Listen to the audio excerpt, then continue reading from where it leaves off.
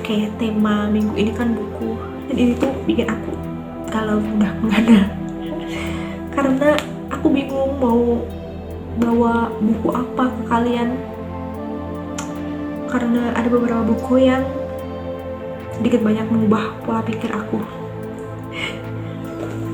Setelah banyaknya pertimbangan dan restu orang tua, akhirnya aku memutuskan membawa buku ini. Bukan sih, tapi karena buku ini tuh lebih viral dibanding kandidat-kandidat buku yang lain. Buku ini tuh lahir tahun 2016 tapi viral booming tahun 2018. Aku yakin ini tuh udah dicetak di berbagai bahasa, berbagai negara pasti ada dah, kecuali negara-negara konflik ya. Mungkin belum ada di sana. Karena emang sebagus itu. Terus ini tuh sangat-sangat berpengaruh juga di hidup aku, di pola pikir aku, mengubah pola pikir aku. Buku apa sih sebenarnya ini? Sebuah seni untuk bersikap bodoh amat, karya Mark Manson. Saking sukanya aku tuh udah baca 2 kali, satu bahasa Inggris, satu bahasa Indonesia. Kalau boleh aku saran ke kalian, kalau yang mau baca nih, aku lebih nyaranin ke versi yang Inggris. Bukan dia sok keren, tapi emang yang bahasa Inggris tuh lebih ngena, kata-katanya lebih make sense, lebih keren lah si kata-kata Mark Manson nih. Gaya bahasa Mark Manson, gaya penulisan Mark Manson tuh lebih tersampaikan di buku yang versi bahasa Inggris gitu. Aku mau spill dikit isi buku ini ke kalian.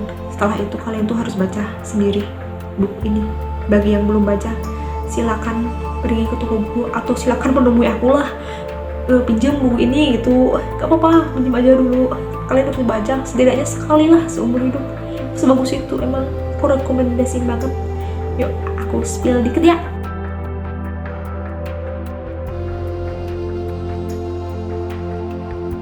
Hidup itu pendek, waktu yang kita miliki pun singkat. Jadi kita tuh nggak bisa melakukan atensi ke semua hal. Kita tuh jadi harus bisa melatih sikap masa bodoh amat kita. Karena gini, kebanyakan dari kita tuh seringnya terdistraksi sama hal-hal yang nggak penting. Kayak contohnya gini sih, main sosmed, scroll-scroll gitu tuh, terus main YouTube, main game. Nah, kalau hal yang kalian lakukan itu tuh bermanfaat, ya nggak masalah sih.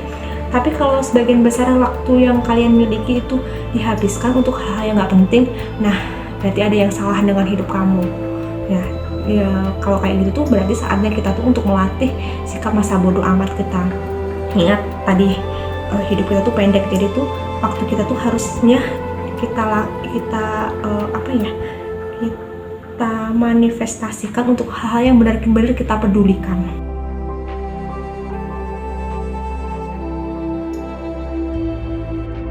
Jadi kita tuh nggak akan bisa bersikap bodoh amat kalau kita tuh nggak paham personal value kita. Jadi personal value kita tuh penting untuk paham mana yang penting dalam hidup kita, mana yang kita peduliin dalam hidup kita, dan mana yang kita bodoh amatin. Nah, coba deh analisis apa personal value kita. Jadi kita challenge diri kita buat tanya ke diri kita apa yang sebenarnya penting dan apa yang kita pedulikan dalam hidup ini.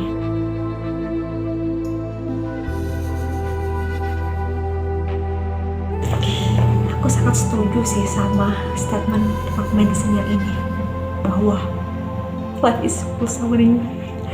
Ya fakta di lapangnya emang begitu. Kita tetap tertampar fakta, tsunami fakta, bahwa life is full suffering. Sebuah kekonyolan sih kalau kita berusaha lari dari masalah gitu.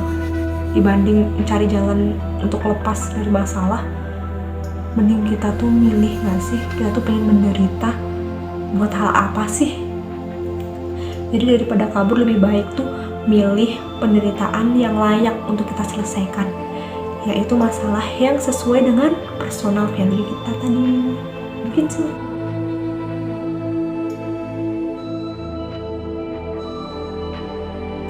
Jadi di poin kali ini tuh berhubungan dengan cita-cita. Jadi kita tuh harus paham apa yang kita cita-citakan, apa yang harus kita lakukan. Begitu tuh, tapi kebanyakan dari kita memahami cita-cita tuh yang enak-enaknya aja udah jadi gitu. Kita tuh jarang membayangkan penderitaan yang harus kita lakukan untuk mencapai cita-cita itu. Contoh, kita mengidolakan seorang artis, kita ingin jadi artis itu, hidupnya banyak duit, terkenal gitu. Tapi kita tuh nggak bayangin pengorbanan apa yang dilakukan si artis untuk mencapai di posisi dia saat ini. Bisa lagi kita ingin jadi dokter. Nah, dokter kan enak, banyak duit gitu. Tapi kita lupa untuk membayangkan penderitaan itu, penderitaan untuk mencapai level itu. Mungkin aja si dokter itu melalui serangkaian ujian yang sangat berat. Bisa aja dia tuh 7 hari nggak tidur karena mengerjakan tugas. Bisa aja dia itu dimarahin dokter senior waktu koas. Jadi tuh jangan bayangin yang enak-enaknya aja gitu. Bayangin juga penderitaan yang dia lalui. Setelah kita bayangin penderitaan-penderitaan itu tuh, tanyakan ke diri kita masih mau nggak melakukan penderitaan itu, atau cuman kita mau enaknya doang. Jangan mau menang tanpa bertarung, karena cara kerja hidup tuh nggak kayak gitu.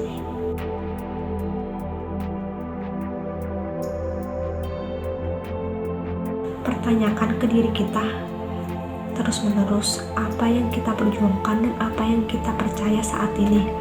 Expose diri kita dengan pertanyaan-pertanyaan tersebut, karena takutnya jangan-jangan apa yang kita perjuangkan saat ini nyatanya salah. Mungkin aja kita tuh cuma ikut-ikut aja FOMO gitu tuh, tanpa tahu apa yang sebenarnya kita perjuangkan saat ini. Fungsinya tuh buat kita tuh lebih bisa berpikir kritis tentang apa yang kita perjuangkan saat ini. Oke, kelima poin itu tuh cuma segelintir hal emis yang ada di buku ini, dari beribu-ribu hal emis yang ada di buku ini. Aku sangat merekomendasikan kalian buat baca buku ini, karena sebagus itu guys. Kalau kata film seragam mah sebagus itu. Tapi aku tuh merekomendasikannya lebih ke English versionnya sih, karena lebih ngena sentence-nya, lebih keren lah kata-katanya. Kalau enggak, kalian tuh bisa akses markmanson.net, itu tuh blog pribadi Mark Manson. Di sana tuh dia tuh nulis kata-kata yang keren-keren lah, lebih keren daripada di buku. Tapi aku tetap merekomendasikan buku ini karena sebagus itulah pokoknya. Tolonglah kalian baca, cobalah baca, bagus banget. Oke, sekian videonya, bye bye.